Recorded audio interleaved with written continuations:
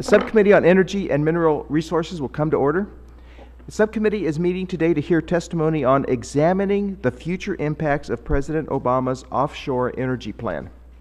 Under Committee Rule 4F, any oral opening statements at hearings are limited to the chairman and the ranking member, and the vice chairman and the designee of the ranking member. This will allow us to hear from our witnesses sooner and help members keep to their schedules. I also ask unanimous consent that the gentleman from North Carolina, Mr. Hudson, be allowed to participate in today's hearing. Hearing no objection, so ordered. And I also ask unanimous consent that all other members' opening statements be made part of the hearing record if they are submitted to the subcommittee clerk by 5 p.m. today. Hearing no objection, so ordered.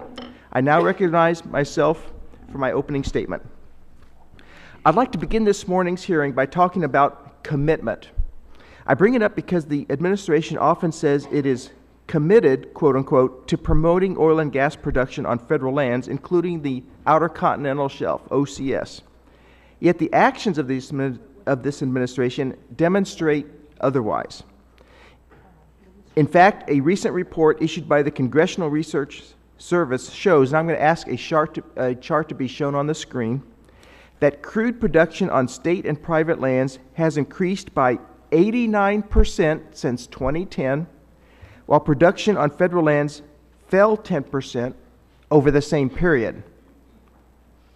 I'd like to submit that report for the record. Hearing no objection, so ordered. This does not look like commitment to more production on federal lands. Today's hearing will focus on the draft proposed Outer Continental Shelf oil and gas leasing program for 2017 to 2022, also known as the 5-year plan. This plan has the lowest number of lease sales ever at 14. And that is being generous in assuming that all of the sales remain in the final plan. It includes extensive buffer zones which take valuable resources off the table for the next 5 years. The shining hope for an Atlantic sale is dimmed when we remember that an Atlantic sale was scheduled to take place off the coast of Virginia in 2011. Now the earliest it can occur under this draft plan is 2021, a decade later. Again, that is only if the one Atlantic lease sale remains in the final plan, which is not guaranteed. This is not a demonstration of commitment to more oil and gas production. If you look at the slide on the screens right now, you will see that in 1987, President Reagan put out a draft plan with 42 proposed sales, 17 of which were included in the final plan. This is a show of commitment. If BOEM truly wanted to show that the United States is committed to more offshore production, we would be seeing a path toward streamlining the seismic permitting process. We would see a regulatory structure that enhances safety and environmental protection, but that is also predictable so that companies could have a better outlook when planning for future equipment needs. We would see a 5-year plan that has more leasing in the Atlantic, that includes common sense ways to grow what existing production already exists in the Pacific, and a more aggressive agenda to grow production in offshore areas of Prudhoe Bay to reinvigorate the declining throughput of the transatlantic pipeline system. While the pipeline can carry over 2 million barrels of oil per day, this week it is flowing at just over a quarter of that, 560,000. This is the crude that makes its way to West Coast refiners, by the way. Bottom line, an aggressive offshore leasing strategy would clearly demonstrate a true commitment to OCS oil and gas production in the U.S. It would also demonstrate a strong commitment to our nation's long-term energy security and to American jobs. Finally, to further foster increased exploration and production activity, we would see a plan for greater influence in the global marketplace by relinquishing decades-old export restrictions. That kind of commitment would reinvigorate the weak economy we are experiencing right now. Companies already trying to decide where to invest their leasing dollars would know that the U.S. is in fact committed to grow production in the Atlantic to generate new supply for East Coast markets. The West Coast and Alaska would know that we are committed to keeping TAPS flowing, Trans-Alaska Pipeline.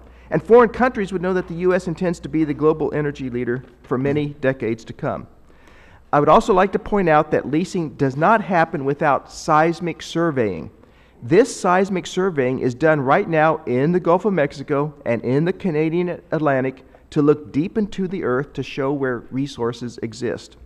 In fact, when Director Hopper was with the Maryland Energy Administration, she oversaw a shallow seismic survey conducted off the coast of Maryland in July and August of 2013 in order to plan for an offshore wind energy area.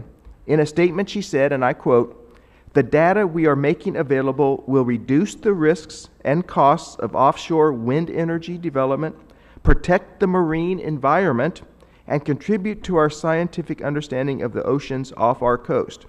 That's true for wind energy, and it's also true for oil and gas. The Bureau of Ocean Energy Management has confirmed numerous times before this committee that there is no evidence of seismic surveying harming marine animals. And that is why it is important to move forward quickly with this important scientific research that will benefit the leasing process. Leasing is the fundamental building block upon which the future of oil and gas production is built. Much of energy forecasting is out of our control, such as global supply, global demand, and the price fluctuations that go with that, but leasing is something we can control. We should remember that and commit to fostering offshore oil and gas production through a robust offshore leasing plan. That is why the committee has called this important hearing today, and I look forward to the testimony from our witnesses. I now recognize the ranking member for his opening statement. Thank you very much, Mr.